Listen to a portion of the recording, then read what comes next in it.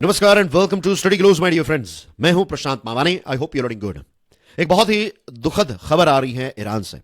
Iran में दो बड़े बम ब्लास्ट हुए और ये दो ब्लास्ट की वजह से 103 लोगों की मृत्यु हो चुकी है। This is a very very sad news, right दोस्तों। मैंने कई लेक्चर्स में ये बताया है कि अगर टेररिस्ट अटैक इस पृथ्वी के किसी भी देश, किसी भी रीजन में, किसी भी कम्युनिटी के लोगों के ऊपर अगर टेररिस्ट अटैक होता है तो वो सिर्फ उस क्षेत्र से लिमिटेड नहीं होता है। Terrorist attack anywhere is terrorist attack everywhere. मैं तो पर्सनली यही मानता हूं। टेररिज्म जो है ये इंसानियत का, ह्यूमैनिटी का सबसे बड़ा अगर कोई दुश्मन है तो दैट इज टेररिज्म। यहां पर 103 लोगों की मृत्यु हुई है। I have a video as well for you guys. देखिए, अगर आपको इस प्रकार की वीडियोस जो हैं उससे थोड़ा डिस्टर्बिंग फील होता है तो आई विल रिकमेंड कि आप इस वीडियो को ना देखें, ठीक है। So as you can see on your screen dear friends, SNN TV के माध्यम से ये जो हमें वीडियो है वो मिला है। So thanks to SNN TV. And dear friends, यहाँ पर आप देख सकते हैं लोग जो हैं वो एक बहुत बड़ी भीड़ इकट्ठा हुई है ओकेजन के लिए। और यहाँ पर देखिए, दिस इज, यहाँ पर स्मोक नजर आ रहा है ना, बहुत दूर धुआं उठ रहा है। और यहाँ पर देखिए बहुत सारे लोग जो हैं, this is the place exactly जहां पर ये बॉम्ब ब्लास्ट हुआ और बहुत सारे लोग जो हैं वो इंजर्ड हो गए, राइट। अब देखिए 103 लोगों की मृत्यु हुई है। This is one of the biggest terrorist attack ever on Iran. Wednesday की बात है आज जब मैं आपसे बात कर रहा हूं, तो आज थर्सडे है, आज 4 जनवरी 2024 है। ये कल की बात है 3 जनवरी 2024 की, जब वेंसडे के दिन पर एक स्पेशल जगह है जहां पर भीड़ इकट्ठा हुई थी। अब ईरान जो है उनका एक बहुत ही फेमस फिगर, एक बहुत ही फेमस नाम, एक बहुत ही फेमस व्यक्ति, आज से 4 साल पहले उनकी मृत्यु हो गई थी। इनका नाम है जनरल कासिम सुलेमानी। कौन है Qasem Soleimani? We are going to talk about that as well. मैं आपको एक ब्रीफ भी दूंगा कि जनरल कासिम सुलेमानी जो हैं तो वो कितनी बड़ी हस्ती थे ईरान में। लोग उनको बहुत ही रिस्पेक्ट करते थे, बहुत ज्यादा प्यार करते थे ईरान के लोग। यस, यूएसए के लिए वो एक दुश्मन थे, इसराइल के लिए वो एक दुश्मन है, लेकिन ईरान के लोगों के लिए तो वो हीरो हैं। तो इनकी 4th डेथ एनिवर्सरी के दिन पर लोग जो हैं वो इकट्ठा हुए थे और उसी वक्त यहां पर एक बहुत बड़ा बम ब्लास्ट हुआ। अयातोल्ला अली खमेनी जो ईरान के सुप्रीम लीडर हैं, उन्होंने कहा है कि ये जो अटैक है उसका मुंह तोड़ जवाब, जो भी लोग इसमें इन्वॉल्व हैं, जो भी देश इसमें इन्वॉल्व हैं, तो उनको ईरान एक मुंह तोड़ जवाब डेफिनेटली देगा। जो ईरान की नेशनल न्यूज चैनल है, स्टेट टीवी है, उसने इस अटैक के लिए टेररिस्ट अटैक शब्दों का इस्तेमाल किया है। Dear friends, this is a matter of concern. ये एक बहुत बड़ा चिंता का विषय है, सिर्फ ईरान के लिए नहीं, पूरी दुनिया के लिए। पता है क्यों? क्योंकि ऑलरेडी वी नो कि वेस्ट एशिया जो क्षेत्र है यहां पर इश्यूज चल रहे हैं, राइट। अभी जो आप समझ लीजिए ना कि 8 जनवरी 2024 जो है, तो कितने 4 महीने हो जाएंगे। ये अक्टूबर से इसकी शुरुआत हुई थी ना। 7 अक्टूबर को इसराइल पर टेररिस्ट अटैक हुआ, फिर इसराइल ने धड़ाधड़ एयर स्ट्राइक्स और बहुत बड़ा मिलिट्री ऑपरेशन जो है वो गाजा में चलाया। इसराइल के कुछ 1200 जितने लोग जो हैं सिविलियंस, उनकी मृत्यु हुई टेररिस्ट अटैक में। और इसराइल ने जो गाजा स्ट्रिप पर ये मिलिट्री ऑपरेशन किया है, तो अभी तक आंकड़ा जो है ये कुछ 22,000 तक पहुंच गया है। तो वेस्ट एशिया में ऑलरेडी इश्यूज जो हैं वो काफी बड़े चल रहे हैं। ये तो एक हो गया इसराइल और हमास वाला इश्यू। फिर जो दूसरा एक नया प्रॉब्लम जो हमें देखने को मिल रहा है, दैट इज रेड सी वाला एरिया जो है, जिसके बारे में भी हमने काफी सारी डिस्कशंस की हैं। मैंने वीडियोस भी बनाए थे कि कैसे यूएसए ने भी कुछ दिनों पहले ही जो हाउथी रेबल्स हैं, तो उनके 3 वेसल्स जो हैं वो यूएसए की नेवी ने डुबा दिए और 10 जितने हाउथी रेबल्स जो हैं उनको मार भी डाला। तो ये एक इश्यू जो है वो स्टार्ट हुआ है। और थर्ड जो इश्यू अभी स्टार्ट होगा कि ईरान जो है इस पर इतना बड़ा हमला हुआ है, तो ईरान जो है वो यहां पर और ज्यादा चीजें जो है वो एक्टिविटीज जो है वो और ज्यादा एस्केलेट कर देगा। तो पूरी दुनिया के लिए ये एक बहुत बड़ा चिंता का विषय डेफिनेटली है। अब देखिए, एक तरफ रेड सी जहां से फ्यूल की सप्लाई होती है, सामान की सप्लाई होती है, तो वहां पर इश्यूज होने की वजह से, फॉर एग्जाम्पल अगर आप सिंगापुर से अगर मेडिटेरेनियन तक कोई आप शिप भेजते हैं, तो कंटेनर की जो प्राइस होती है ना, तो उसमें लगभग 44% जितना हाइक देखने को मिला था। ये एक्सपेंसिव हो गया बिकॉज ऑफ दिस रेड सी वाला इश्यू। अब ईरान में ये चीज हुई है, तो जो पर्शियन गल्फ है, जो स्ट्रेट ऑफ हॉर्मस है, जहां से बहुत बड़ी क्वांटिटी में अलग अलग देशों का ऑयल जो है वो सप्लाई होता है, तो इस क्षेत्र में भी टेंशंस बढ़ सकते हैं। तो पूरी दुनिया की इकोनॉमी पर भी इसकी इंपैक्ट हमें देखने को मिल सकती है, सिक्योरिटी पर भी इंपैक्ट देखने को मिल सकती है। तो इसको बस ऊपर ऊपर से सिर्फ इंफॉर्मेशन लेवल पर हमें चीजों को नहीं समझना है कि भाई इतने लोग मर गए, कहां पर ये अटैक हुआ। ये सारी चीजें इंपॉर्टेंट हैं, लेकिन इसकी जो रिपल इफेक्ट आएगी वो भी चीजें हमें समझनी चाहिए। दूसरी एक चीज, कल ही मैंने एक वीडियो बनाया था, सालेह अल अरूरी, राइट। लेबनान में ये जो हमास का सेकंड नंबर का लीडर था, हमास का डेप्यूटी चीफ आप समझ लीजिए, तो साले अल अरूरी जो है तो उसकी मृत्यु हो गई, राइट। और डेफिनेटली वी ऑल नो कि ये काम जो है वो किसने करवाया है। हमास का सेकंड नंबर का लीडर जो है तो इसमें ऑफकोर्स इसराइल ही इन्वॉल्व रहता है, इजंट इट। तो एक ये चीज हुई, इसकी वजह से अब लेबनान और इसराइल के बीच में टेंशंस बढ़ने के चांसेस हैं, और यहां पर अब ईरान जो है वो भी इन्वॉल्व हुआ है। अब दोस्तों हम बात करते हैं ये जो जनरल कासिम सुलेमानी है उनके बारे में। आपकी स्क्रीन पर आप इनकी तस्वीर देख सकते हैं, राइट। इनकी जो मॉस्क है, एक मॉस्क जो है कैरम में, करमान जो एरिया है, ये कुछ आप समझ लीजिए तेहरान से 500 माइल दूर होगा, समवेयर अराउंड 500 माइल्स।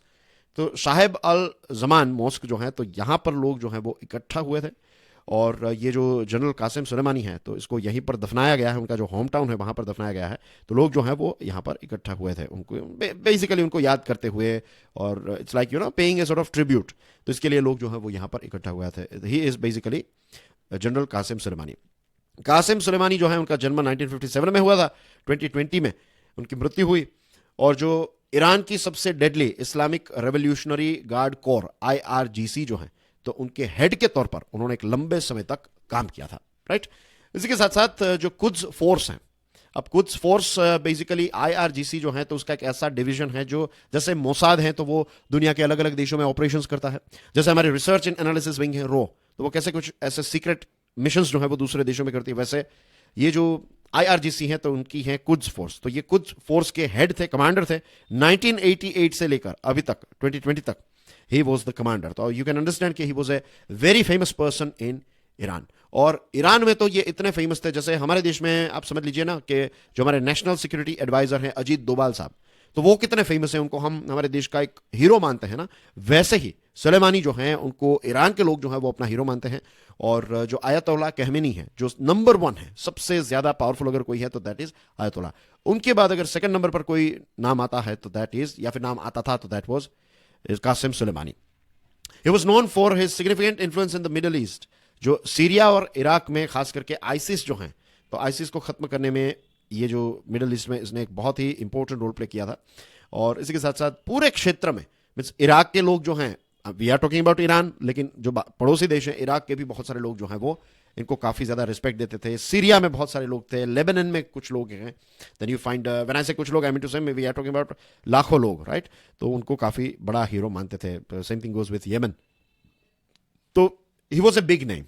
और यहां पर कासिम सुलेमानी जो हैं उनकी मृत्यु हो जाती है, उनको असैसिनेट किया जाता है, राइट। बेसिकली आप समझ लीजिए ना कि USA का एक ड्रोन जो है इसने बगदाद यानी कि इराक में जैसे ही एयरपोर्ट के बाहर ये कासिम सुलेमानी जो है उसकी कार निकलती है, उसका कॉन्वॉय निकलता है, तो 3 जनवरी 2020 USA का एक ड्रोन जो है एक बहुत बड़ा बॉम्ब इस कार पर गिराता है, और फिर खबर आई कि ये जो कासिम सुलेमानी है उनकी मृत्यु हो गई। और 2020 में उनकी जब फ्यूनरल निकाली गई, राइट, तो उस समय पर कहा जाता है कि 10 लाख से भी ज्यादा, 1 मिलियन से भी ज्यादा लोग जो हैं वो उनकी फ्यूनरल में शामिल हुए थे। तो ऑनलाइन अगर किसी के मिलियन फॉलोवर्स हैं दैट्स अ डिफरेंट थिंग, लेकिन ऑफलाइन अगर इतने सारे लोग आ रहे तो यू कैन इमेजिन कि ये आदमी जो है वो कितना बड़ा मीन्स कितना फेमस चेहरा होगा इस क्षेत्र में।